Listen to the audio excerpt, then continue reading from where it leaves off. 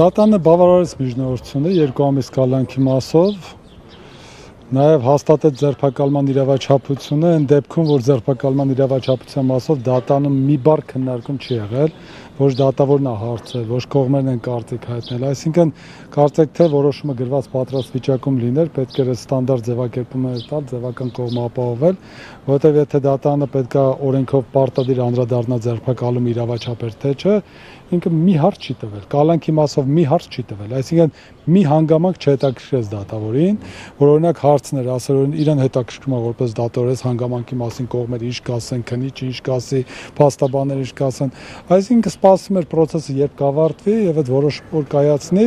իսկ մեր համար սա անակնկալ չէր, սա այն պայս սկսած երբ որ այս ապօրինությունները սկսել են, մենք հաստատել էինք, որ այս գործողությունը լինելու է, որովհետեւ սա ուղիղ հանձնարարական է,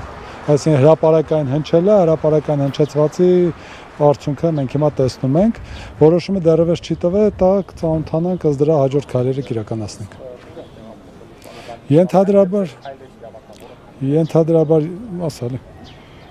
Ենթադրաբար հիմա կտեղափոխենք կենտրոն քրեակատորական հիմնարկ,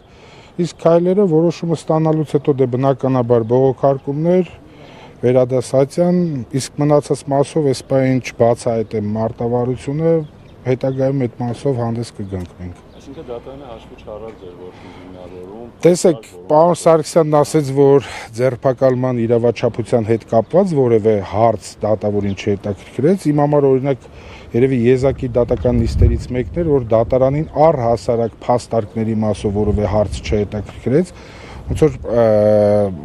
սպասեինք, որպեսի շուտ ավարտվի նիստը, որ այս որոշումը, որը որ մեր համար